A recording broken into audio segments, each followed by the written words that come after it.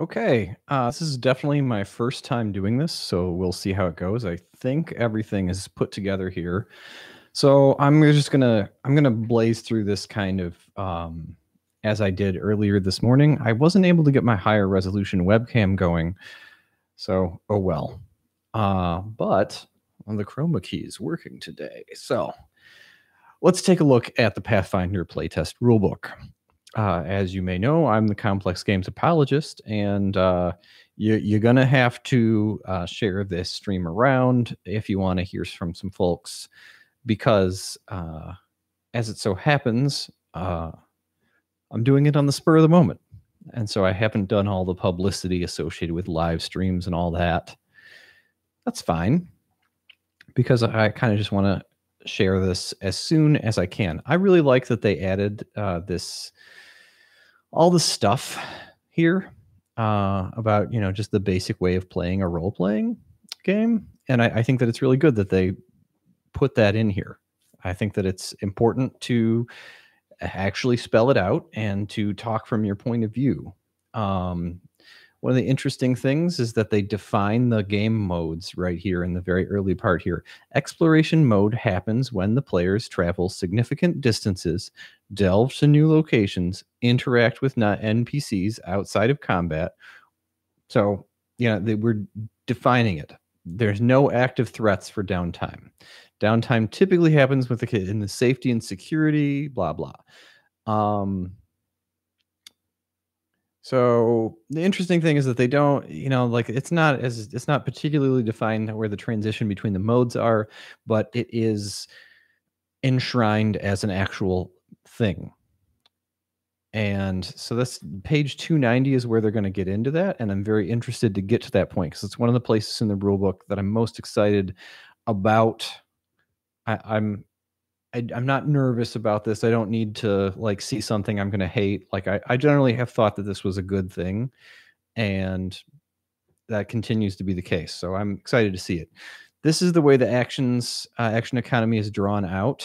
And with these icons, I'm not super happy with what two actions and 3 actions looks like, and I'll tell you why. It comes down to the way spells end up getting portrayed, is that they don't write this for spell. They don't write this for a 2-action spell.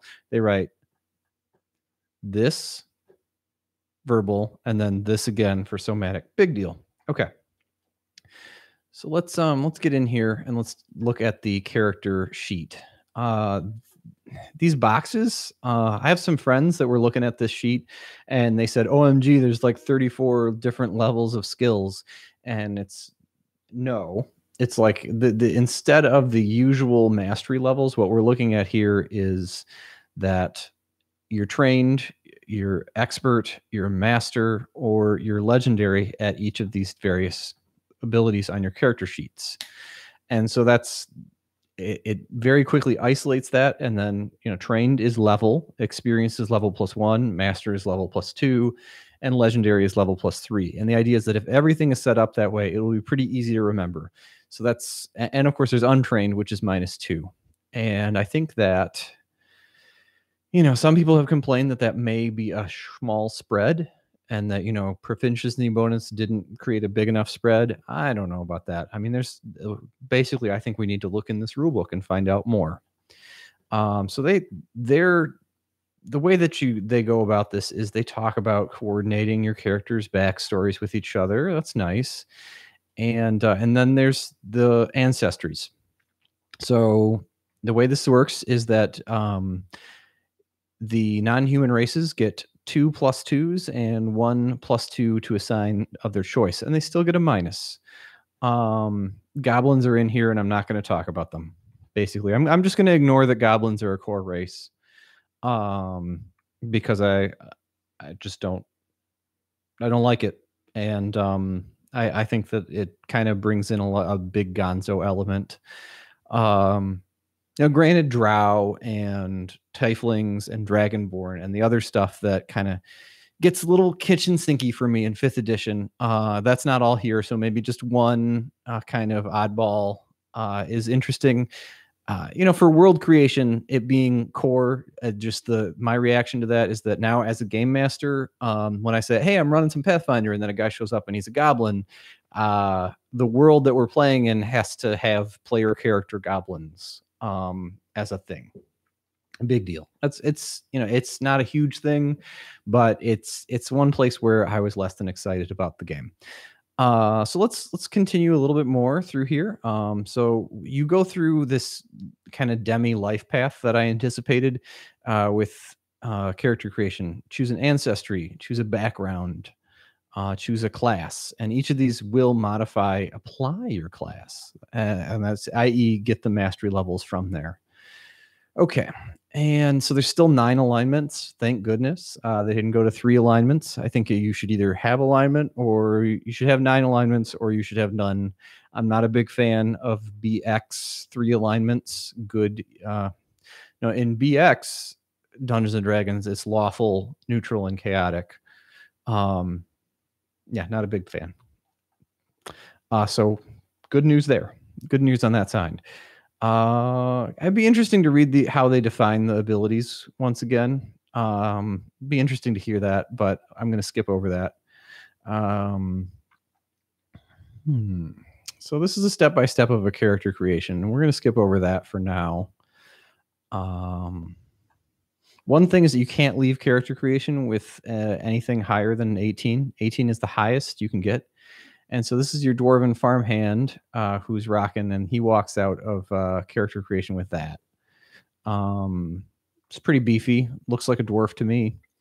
Okay, so let's look at the ancestries. And this is a place where I have an opinion, and I'll get into what my opinion is about this. It's certainly simpler. There's a lot more simplicity to ancestries or races than you're used to, and I welcome that. I do. So let's get into here. Let's look at dwarves. Scroll down and look at these dwarves. Let's just see if anybody's hanging out. We're gonna do the divide by 0 a million. I think probably when I do this, when I look over in this window, it does. Okay, so nobody's here yet. That's cool. That's cool. I didn't anticipate we'd get visitors on an unannounced stream. Let's get over here. So this is the thing. Dwarf features. This is it. They got speed 20 feet. You get 10 hit points from your race. Now, what's up with size categories is something to be seen. I don't know if we'll get to this in the stream before my son wakes up, because we are doing a nap time stream. But let's take a look at this. So you get dark vision. A friend of mine has his YouTube channel is called Dork Vision, and you get this unburdened thing, which is it's pretty cool. It's the usual thing where it's like if you wear heavy armor, it doesn't slow you down essentially. But notice that's it for the core properties of this race. Then the rest is coming from ancestry. The rest is coming from these. Let's get rid of that bookmark bar on the side here. See, maybe we can get rid of that too over here. Oh, look at that. Oh, I think we can even get rid of more. Wow. Now we're live streaming in the 21st century now. So this is where all the traditional dwarf features are. Ancestral hatred of goblins. Resistance to saving throw magic. That's your magic resistance, classic magic resistance. This is your dwarfs versus giants feat. You have to pick these, and you only get 1 ancestry feat coming out of the gate. So the thing is that the nest, the giant kind of bit of flavor that you used to get from the racial properties is just not there anymore. And instead, you have to go out and pick one thing that's special about your dwarf that is dwarfly. Now, this means that you're very likely to remember that your dwarf has a bonus versus giants, but you're going to feel the opportunity cost. It's like, why would I do that? I mean, I should probably just take this saving throw bonus. I should probably just do that, or I should probably just take trip resistance. Like this giant bane one. Unless we're playing the Giant Slayer adventure path, I'm not going to pay the opportunity cost to have that. would be really fun if dwarves were good versus giants, but it's like, kind of like NPC dwarves that show up for the little adventure where we're doing versus giants might have that feat. But if giants show up in a vanilla campaign that's not Giant Slayer, it's very unlikely, I feel, that you're gonna take that feat. So it kind of says to me that dwarves really aren't strong versus giants anymore, except in the Giant Slayer adventure path. I'm sure it helps with game balance, and it definitely helps with players remembering all this stuff. I mean, there's a lot of this stuff, and in AD&D and even in 3rd edition D&D, it's overwhelming. And some of these features do get forgotten in 5th edition. So I empathize. It does feel like kind of like you're buying back what was taken away from you. You lost all these things that you used to get for free from being a dwarf, and now you got to pay a feat to get them back. And that's the way it's written for the elf too. Like, let's look at so this is what the elf traits are right here. I'll zoom in for you. So you don't really get anything here either. As a default, you get low light vision. This is what you get. So you get bonus to downtime, pretty significant bonus to downtime. Demon fighting, interesting, not out of place. That's interesting. That's exceptional. Outsiders tend to come into play maybe about as often as giants and goblins these days. Let's see. Ancestral longevity. So this is really quite powerful. This is a proactive power that if this was passive and you just got it if you got this from just becoming an elf, it would get forgotten or people would be not very familiar with it. But as it is, like, a player has to positively say, I want to take this thing that allows me to get a skill when we sit down in the morning. Like, I remember some old practice that I had. And so this is, it's kind of complex, and it would get forgotten, or, somebody say like, oh, I forgot to pick out my skill for the day during spell memorization. Can I please do it now, GM? And this way, there's much more chance that since your player had to want this, that he will also remember it. So that's cool. There's more design space for abilities like this. That's cool. Reduce the duration of paralysis and, basically sleep. So you have to take the elf sleep resistance and the elf ghoul resistance and stuff like that. I don't know, man. I don't know how I feel. You have to positively say, I'm going to be good with bows and swords and stuff. So now elf wizards, they're elf wizard with a long sword is, you have to go out of your way to take this instead of something like keen hearing, that's just always good. When would it ever be bad to not have keen hearing? So it's like I feel like the choice is hard, and the first order optimal choice, like higher speed. That's just like every elf, and I think most elves are going to end up being nimble because that's the best thing you can pick up. Is that good? Like you see an elf and you say, hey, is he nimble? And you say, yes. Most guys are going to say, yes, he's a nimble elf, like most of the elves out there. And then your player can communicate to you that it's a different kind of elf. So maybe that is good. That does kind of immerse the player and the GM and the rest of the group in kind of that backstory conversation right away. Because there's the first order optimal, which is the nimble or the magic resistant dwarf. I haven't picked out which one's the best, but I mean, this nimble feat, it soars above the rest as far as its application, its applicability. Gnome, I like gnomes. Other people don't. I like Pathfinder gnomes even more because of their Fey ancestry. They're from the first world, the bleaching, all that stuff. I thought it was cool. I thought it was really, really brought to life a side of gnomes that works for me. And also kind of resonates with the way my wife plays gnomes, because she happens to like gnomes. So, once again, low light vision. So, we don't know what small does, and I'm curious. So you get an animal companion. You can speak to burrowing animals. At 5th level, you can take a 2nd feat to talk to all animals. That's cool. These seem very well designed to evoke the special kind of fun, playful gnome. And because gnomes are less familiar, because a lot of people hate on them, or they just talk in a squeaky voice, or they're just like gadgeteers, like it's sort of there's your weapon. There's that the gadgeteer ability. I think these are well designed. Maybe I just don't like the dwarf ones. But you know, it definitely still feels like you're getting less of a bundle of features with races, and instead the races open up one of these feats.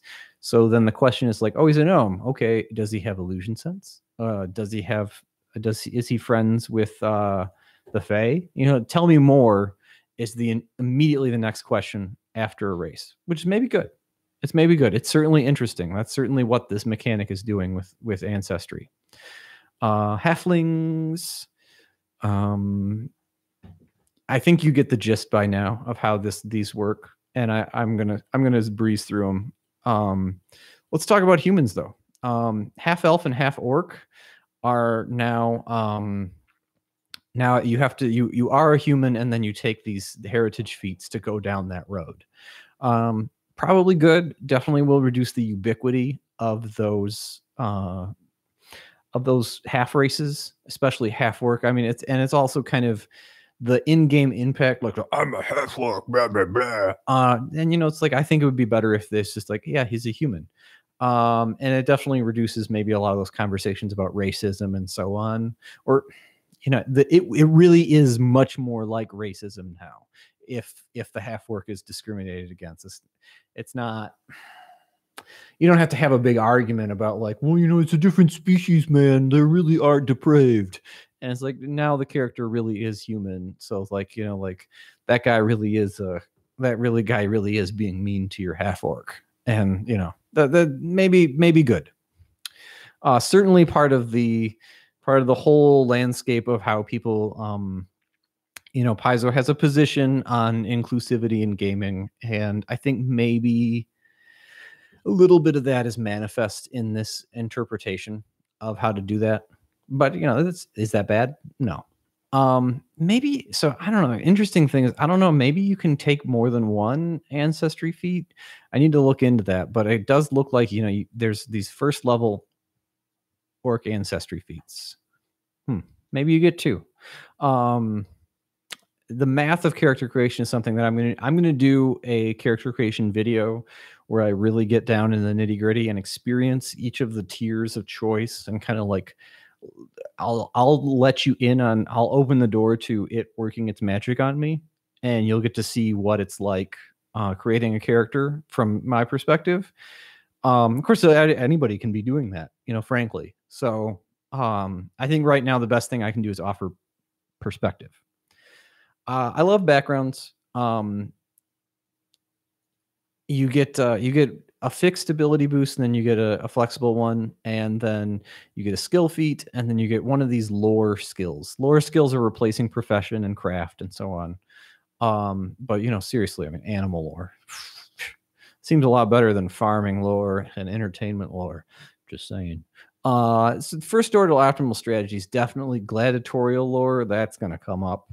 So maybe it's balanced against these skill feats. Maybe those are really good skill feats. Interesting. I guess the question is like, I don't know. It's very cool. These are fine, basically, and there are more of them. None of them have like the cool extraordinary powers, like the sailor background in 5th edition has, you know, says you can book passage on a ship, and there's the noble hero background. You know, you have a squire. You know, there's nothing like that about these backgrounds.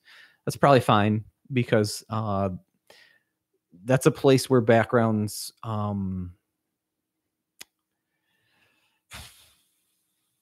a lot of GMs just didn't like that in 5th edition.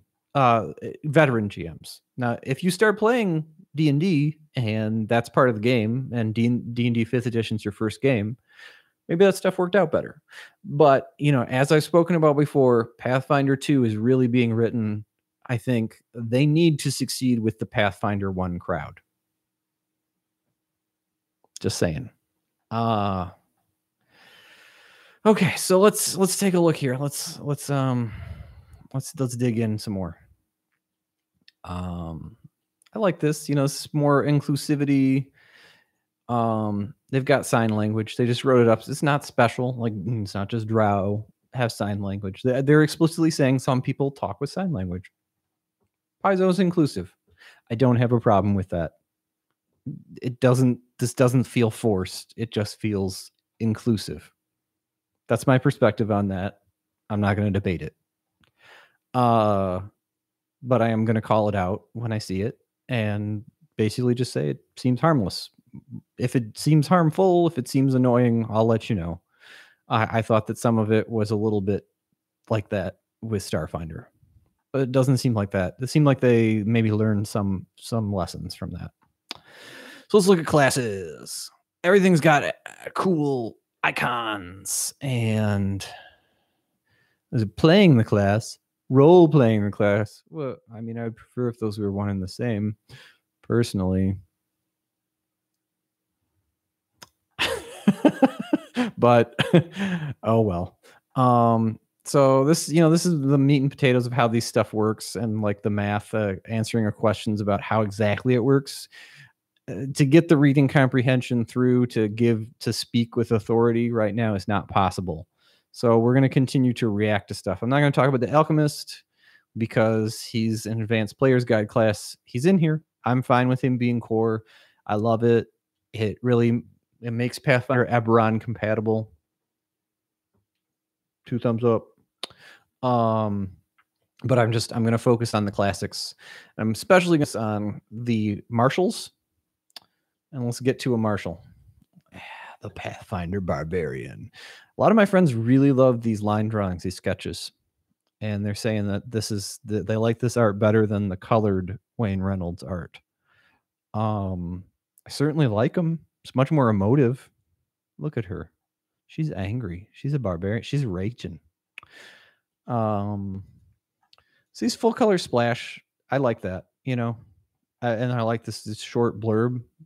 Like that seems to call out to this is a class and level game. Okay, so let's skip straight to the rage. It's a single action. It is a concentrate action. Interesting.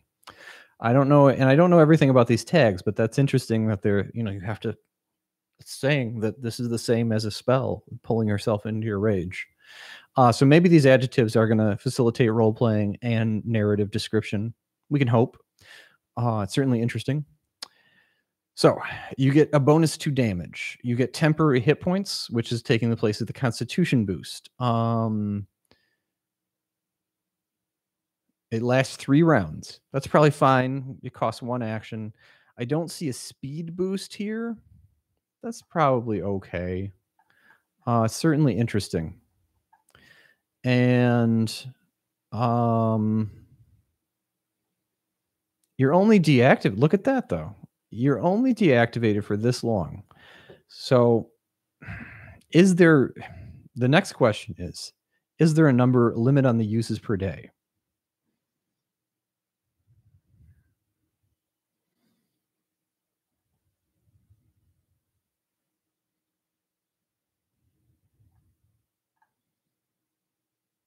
Certainly doesn't look like it. And I find that to be really good because Barbarian like fighter is a class that inexperienced people play, and they often save their rage. They're not sure. They feel like it's a fake out. They're like, oh, is this really important for me to rage here? And it becomes not a role-playing decision, but a tactical decision. And it pulls the life out of a beginning player's role-playing. And, like emotion, mental, like maybe these adjectives, combined with, it looks like you can just rage.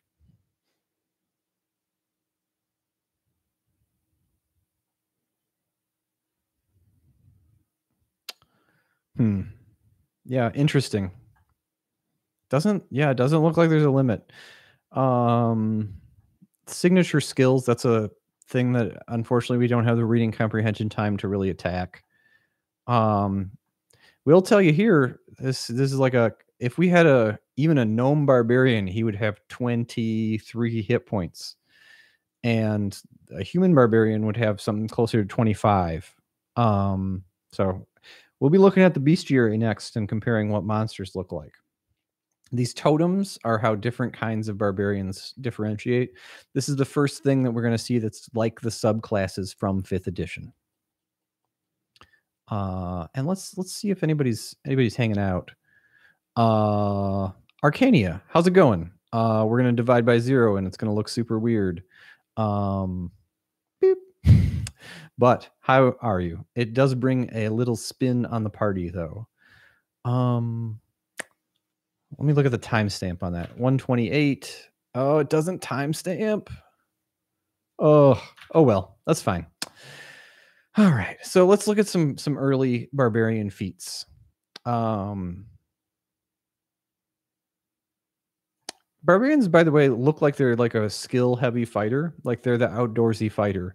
And 1st edition AD&D has a lot of that baked in, and that's good. So yeah, it looks. And by the way, also we were wondering how many ancestry feats do you get? It looks like you get 1, and then when you get a general feat, you could get a second one. Yeah, that's fine. It says to me that half orcs are not gonna. You took the half orc ancestry, and that's it for your ancestry feats until 3rd level. So there's really a throttle on how much mechanical complexity comes at you from race. And maybe that's to bring in more complexity in classes and to make the classes, a little bit more unique. So let's I'm going to fast forward through the totems. Basically, the biggest takeaway that I want to talk about with Barbarian is that rage is at will. And rage costs one action to start, and then it looks like you're out of rage for 1 round afterwards. That's a big deal. I could be reading that wrong, but it seems like, you can just rage every combat if you wanted to.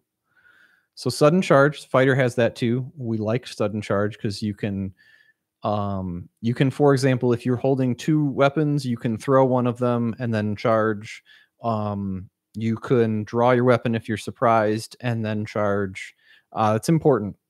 I haven't seen the speed bonus for barbarians. So it looks like maybe the speed bonus that they get is from not wearing heavier armor, perhaps. There we go. 4th level. 4th level is when they start going faster while they're raging. Cool. That's fine. So we're going to skip over anything over 5th level in this stream. Because my favorite part of the game is levels 1 through 7, all D&D games. And that's what this channel is going to be about. My channel, when I'm talking about D&D games, I'm going to be talking about levels 1 through 7. Maybe every once in a while, I'll talk about the amazing power of teleport and scry in a campaign. But to me, those later levels, I'm going to act basically like they don't exist. Because 99% of your gaming or my gaming, and I strongly suggest you start at 1st level for most games. Most of your gaming is going to happen at 1st level and at 3rd level and at 5th level. And those are the big milestones, experiencing those changes. The Bard, I'm going to skip him. We're doing marshals. I love the new Bard. I've heard great things about him, but we're going to skip him for now. We're going to talk about the Cleric because I like clerics, and it's one of my most successful YouTube videos is my strategy guide for 5th edition Cleric. So here we go. She's got a lot of skills. The Cleric has become a skillful character. That's a big deal. They trained in perception. That's your initiative roll, by the way, is perception. That's an exploration mode thing. I don't think we're going to get to that today before my son wakes up. I think we're going to just basically go over classes and ancestries, and then we will call it.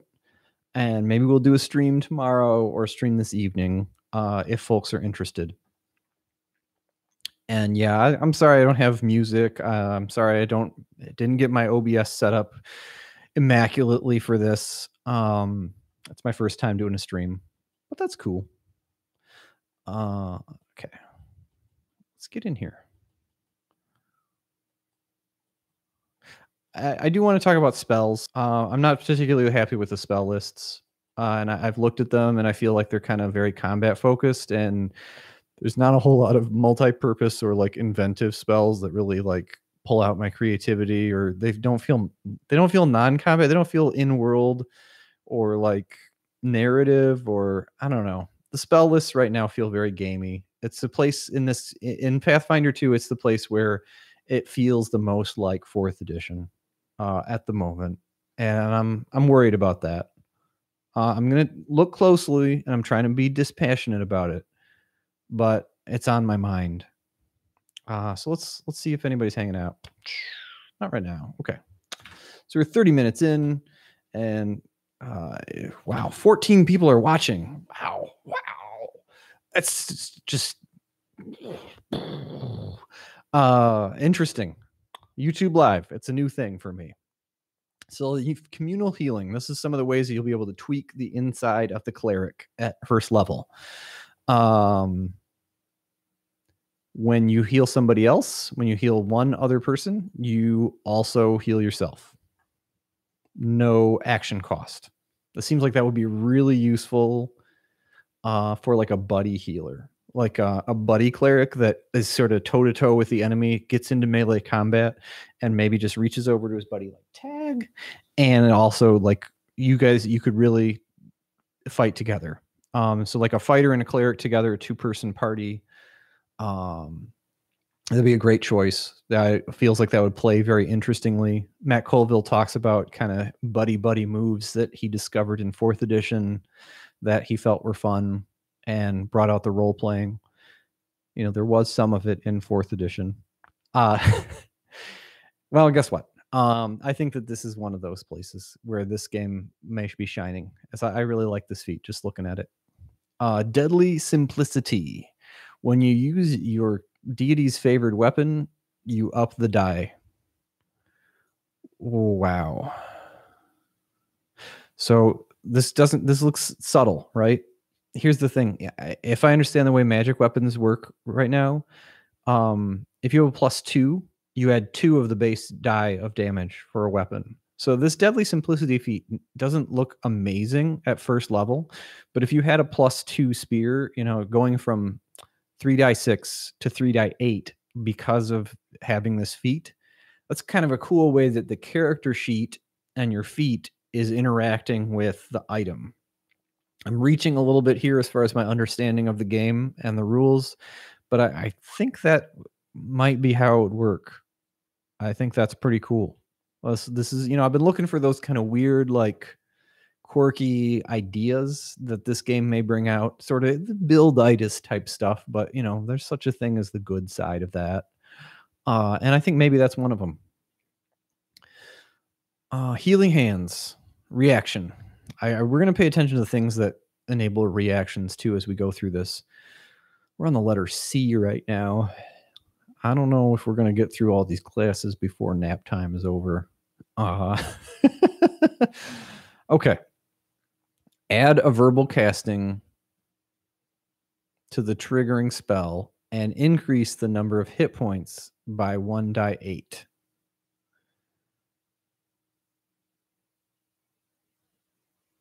Okay, so this is okay, so you have to spend your reaction.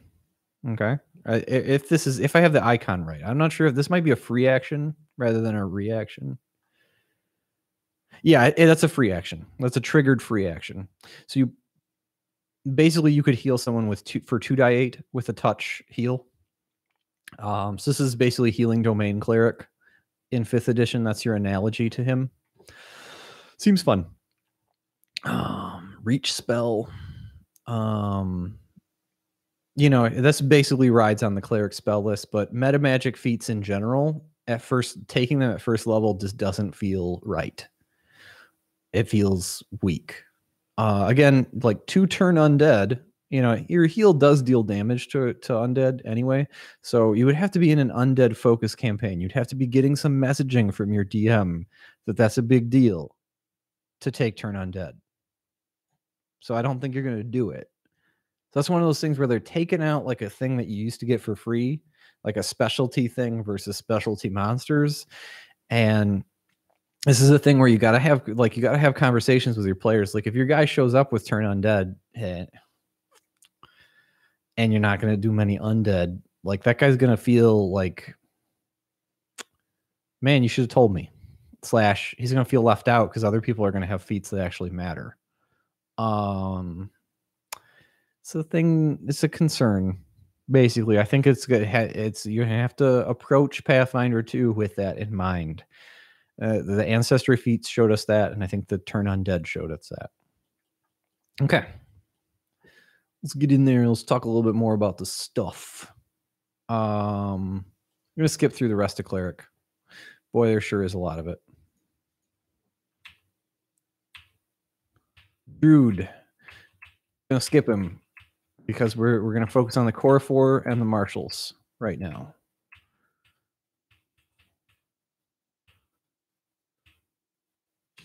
She's cute with her little tiger. I mean, you know, I'm scared. She looks like she could really hurt us. But let's talk about fighters right now. 3+ intelligence modifier. That's not many. Doesn't have a signature ability. So one of the things I'm curious about is archery. Can you make an archer fighter at first level, for example? Attack of opportunity, got to be in reach. So that's the way the attack of opportunity power works, is that it is a melee power. Could have been a different way. It's that way. I know that's sort of a truism. That's sort of silly, but you know, when it comes to this question of archery, it's an interesting thing to think about. I believe. Oh, he's expert in perception, so he's got a +1 to initiative basically over everybody else. He's expert in simple and martial weapons. Dope. So he has a +1 to hit over other folks.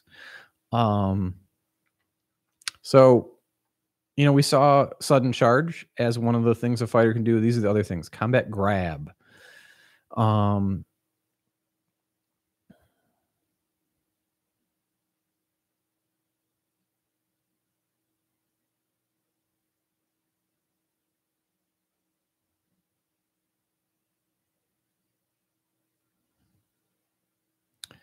Okay.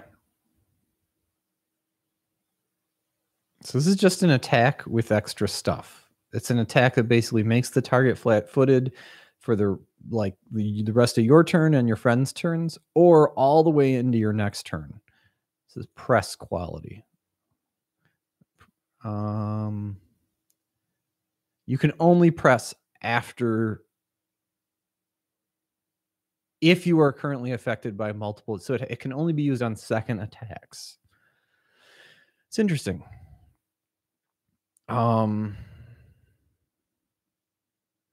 the open trait, that's what the sudden charge is. You can only use if you haven't used an action with the attacker. Okay, so that's interesting. So you won't be able to throw a weapon with sudden charge before you charge. And you won't be able to sudden charge if you finish off a guy and then, you know, you would sudden charge to get to a second opponent. That's not going to work because it has that open quality. I don't know about that. I don't know. So it seems less fun. I like thrown weapons. I like thrown weapons interacting with melee and mattering. But it is a element of complexity that sort of is a little bit closed off. But then you have to remind somebody like, you can't do that. That's open.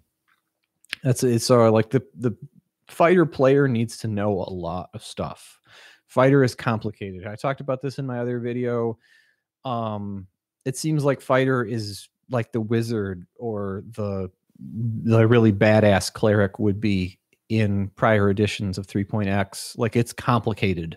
It's complicated at first level. It's almost like a druid in prior editions as far as like the number of things you have to be thinking about. Now, I'm sure like you can just do them, but like there's a lot of choices. There's a lot of things going on. And we haven't talked about weapons. They have qualities too. There's stuff going on. Let's get in here and talk about a little bit more of these. Okay, so it looks like that's interesting. So our playtest fighter had the reactive shield and the sudden charge. Let's look at power attack because it's such a classic. It has to be your first attack because it has the open quality, and you deal an extra weapon damage die. If you're 10th level, you deal. Well, I'm not going to talk about 10th level though. This counts as 2 attacks when calculating your multiple attack penalty. So really, it's pushing you towards making 1 attack a turn. Really, so this is like the Zweihander type guy, or his second action is raise a shield. I don't know what his third action would be. Oh, it takes 2 actions. It takes 2 actions to power attack. Interesting. This is a keep it simple, stupid power right here. This is if you got a guy that's a sword and board and he takes power attack, he will not be confused. This is a very suggested feat for your kind of don't bother me with the Pathfinder complexity kind of guy. He should be taking power attack. Okay. Didn't see any archery until 2nd level, if I recall, if I look right. Yep. All these are melee. Oh, range, point blank shot. This is ranged.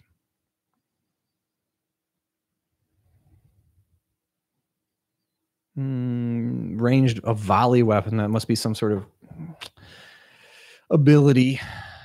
Then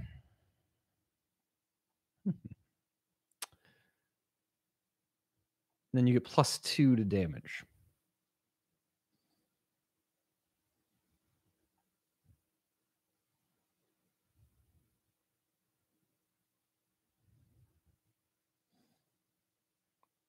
So volley must have something to do with making multiple attacks in a round. Yeah, that's interesting. We'll have to look at that. We'll do a fighter focused tutorial at some point. Let's see if anybody's hanging out. Oh, lots of talking now. Oh my goodness. All right. I just tell people I'm not racist. Yeah. That's a thing. It's interesting. And apparently I'm on both sides of the screen, which I don't know why that happened, but it is that way. Deadly simplicity feat. That's cool. I'm down for that. And I think it really fits really well with the cleric. Okay.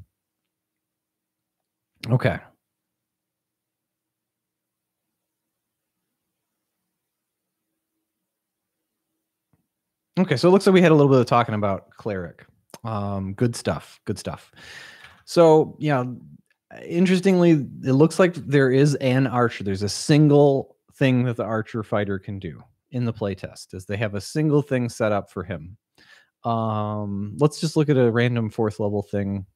Let's look at twin parry. So you have to spend an action. If neither weapon is agile, or if either weapon has parry, that's a bad set. Guys, you put neither and either in the same sentence.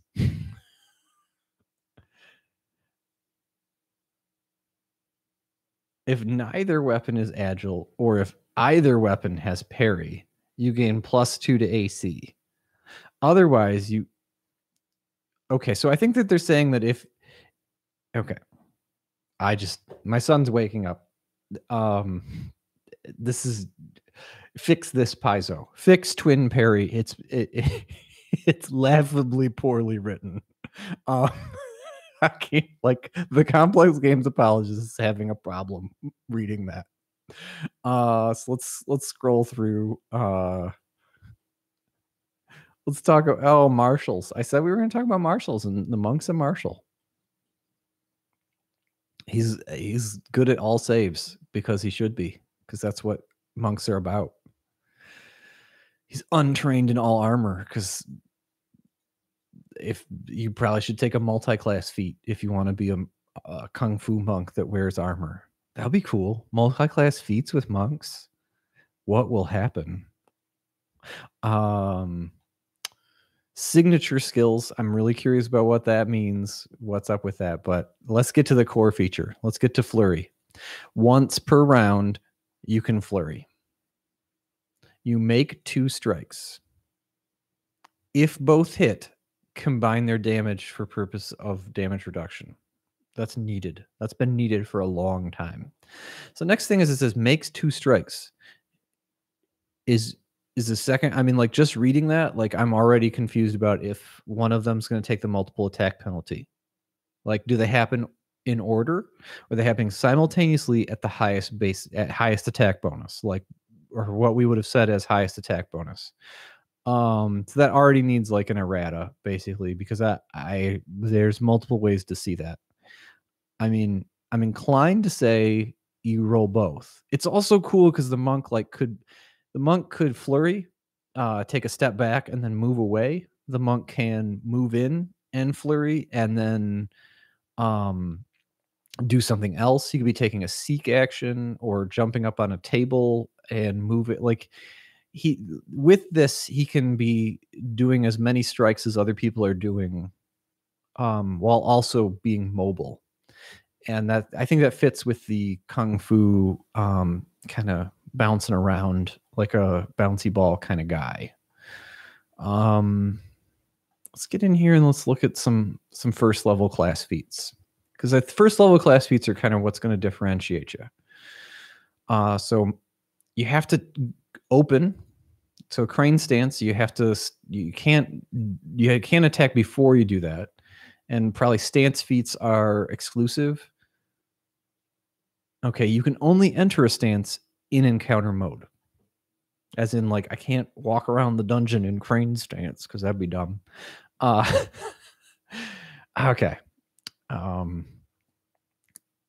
So okay.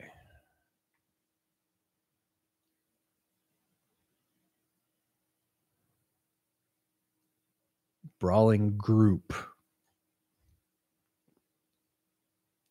Yeah, okay. This is more complexity with unarmed strikes. It's not unwelcome, but it's like, got to get more reading comprehension than is available in a live stream during my son's nap time.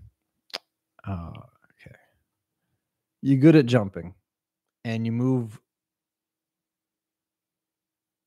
Okay, when you take the leap action, so this is the jumping up on tables, is you can also, when using an action to jump on a table, also get some extra horizontal movement. Dragon stance.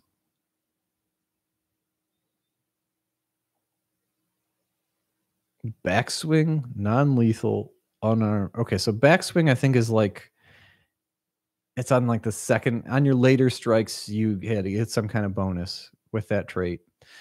I recommend, if you're going to start playing Pathfinder 2, let's tab over to chat for me when I say this.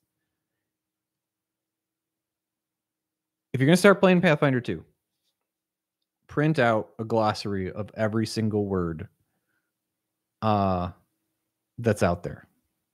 Like, seriously, like all this giant lexicon of stuff, print it out, like maybe front and back, or like in really small font on one sheet, 2 columns, all these traits for all this stuff. Alphabetically, I'd say. I will make one of those that you can download.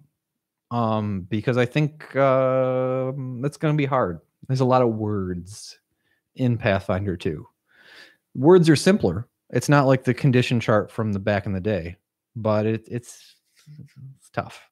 Okay, let's read some comments. Weapon expert for cleric might make deadly yeah.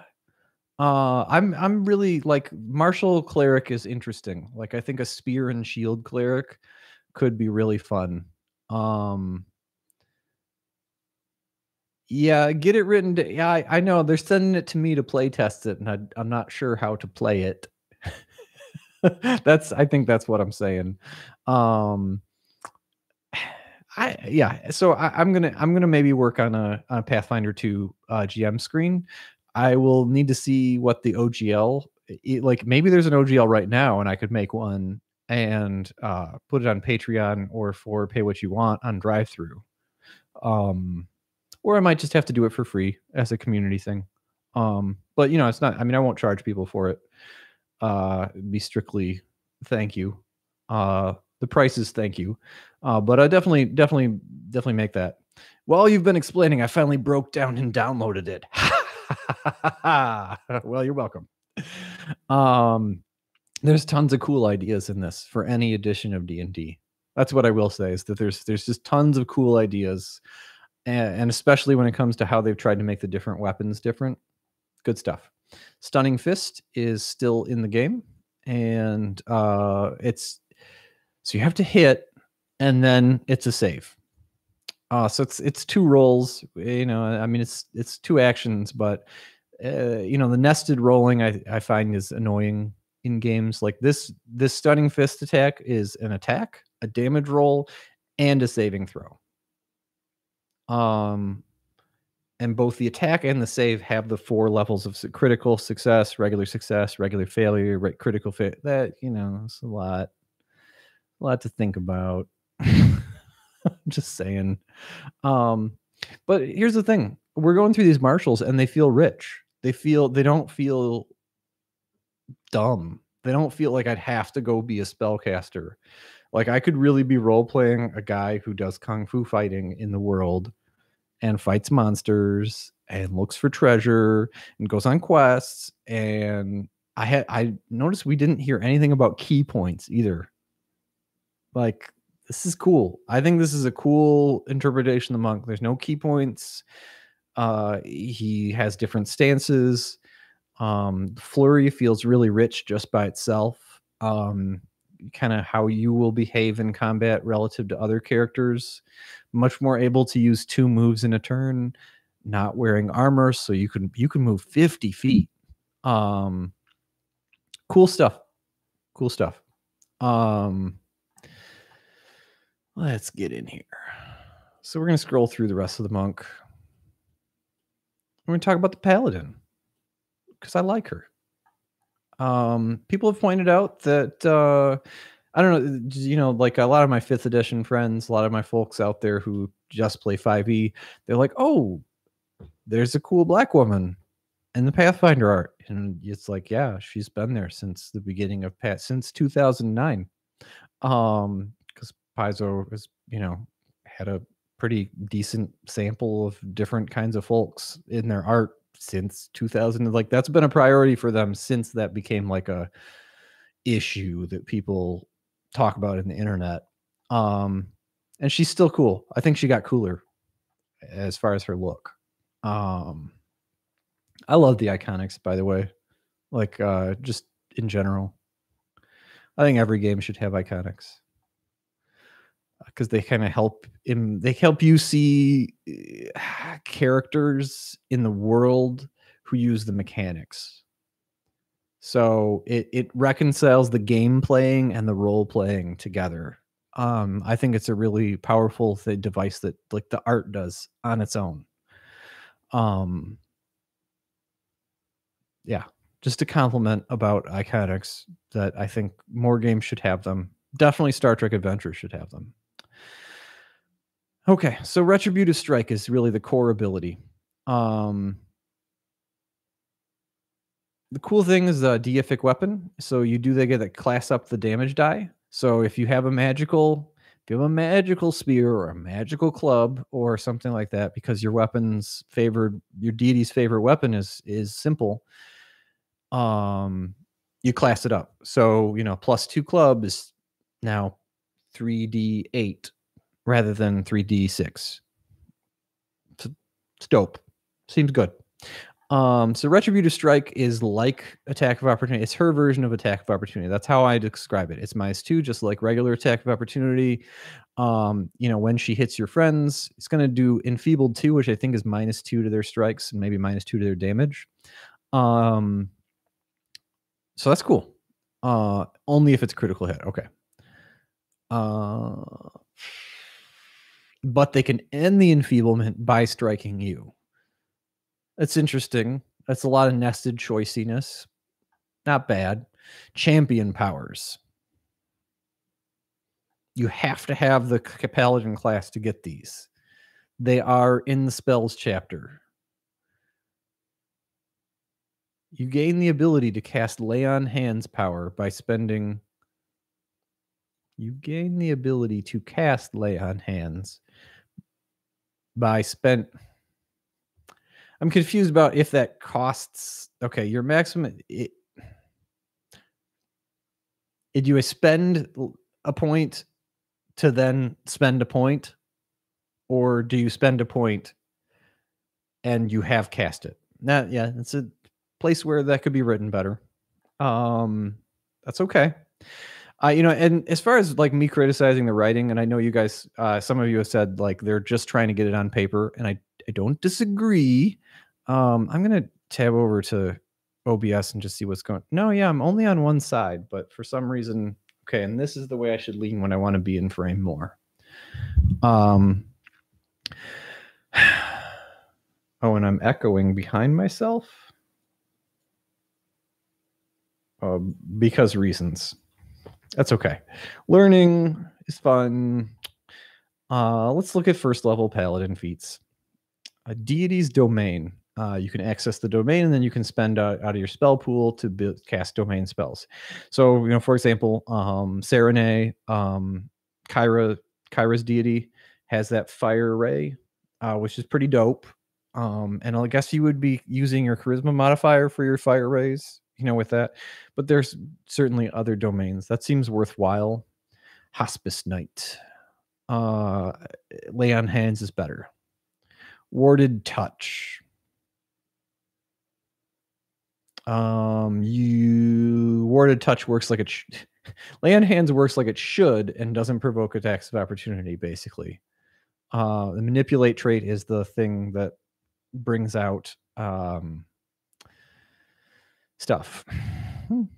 Oh well, that's the Manipulate. It brings out attacks of opportunity and other things which we haven't seen yet. Let's look at monsters. Monsters are going to work on a whole different, like they're going to work on their own platform as opposed to on the player character platform. And it is known that I'm not super happy about that. But I'll play along and I'll tell you my opinion about it, which it could go either way. But that's for another day. We're on to another martial, which is the ranger. So yeah, by the way, if you're watching right now, my son is napping upstairs. We played very hard. And he played at the sandbox. We did stuff. And we went to Five Guys. He got some fries and he took one bite of grilled cheese, which is, he's very difficult to get new foods into. So he's wiped out, but it's getting to time. Like he's been sleeping for good 2 hours now. So we are starting to get to that point. So I'm going to chat with you guys and we'll look at the ranger and that'll be it. PF Sorceress. Yeah. Yeah.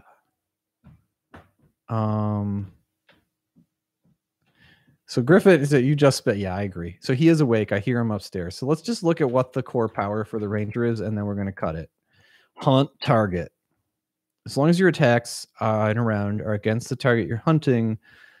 So this really subsidizes 2-weapon fighting. I don't see an archery ranger. Crossbow ace. That's what we got. Favored aim is where the net. So it looks like you can't. It doesn't look like ranger goes down 2 roads, down the archery road or the 2-weapon fighting road. We'll have to look at that hunt target thing to see if it helps archery a lot. We'll look at that when we pick back up. But oh well. It does look like the ranger is not just doesn't just go down one or the other, at least to start with, which is maybe fine. Boy, this inception effect is interesting, isn't it? Wow. Pew, pew, pew, pew, pew. Look at my pointer. Anyway, I hope everybody has a great afternoon. I hope you have as much fun looking through this as I have and chatting with y'all. And for 13 people who are watching, which is like, welcome. This is my first stream. It seems like it went okay. I'll try and make it look nicer next time.